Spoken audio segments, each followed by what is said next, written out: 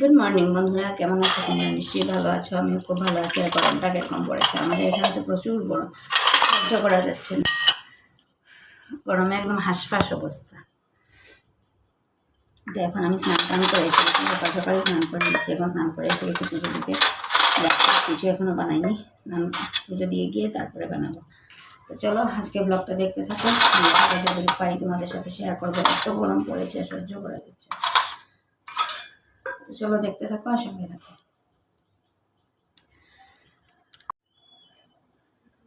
ওম অখণ্ড সংহিতা বা শ্রী শ্রী স্বামী স্বরূপানন্দ পরমহংসদেবের উপদেশ বাণী পঞ্চদশ খণ্ড। পিতামাতার প্রতি কর্তব্য। তন্মধ্যে জনৈক জিজ্ঞাসু প্রশ্ন করিলেন, পিতামাতার প্রতি সন্তানের কর্তব্য কি? শ্রী শ্রী বাবামুনি বলিলেন, সর্বতোভাবে তাদের সেবা এবং সন্তোষ বিধান। প্রশ্ন, পিতামাতার সন্তোষ বিধান করতে গেলে যদি অন্যদিকের কর্তব্যের হানি হয়? শ্রী শ্রী বাবামুনি বলিলেন, দৃষ্টান্ত দেখাও।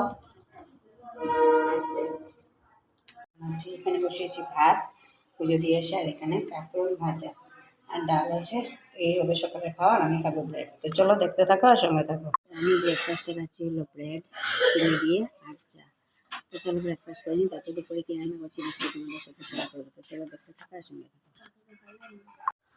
তো বিকালের ভাত দুপুরে রান্না দেখানোর পর তোমাদের কোনো ভিডিও শ্যুট করিনি, কারণ এত গরম পড়েছিল, ক্যামেরা অন করে আর কথা বলতে ইচ্ছেই করছিলাম। তো এখন সন্ধ্যা হয়ে গেছে, এখন এসেছি তরকারিটা, দুপুরে তরকারিটাকে একটু গরম করে রাখছি, কারণ না হলে তরকারি নষ্ট হয়ে যাবে। ভাতের তরকারিটাকে গরম করলাম, এখন বানাবো চা, মেয়ের জন্য বানাবো হরলিক্স, তারপরে বসে থাকবো। আজকে টিউশন নেই, আমাদের কারেন্ট চলে গেছে, ইনভার্টার দিয়ে লাইট জ্বলছে। এত গরম, একটু হাওয়াই নেই। জানো বন্ধুরা, তোমাদের এখানে কি এত গরম?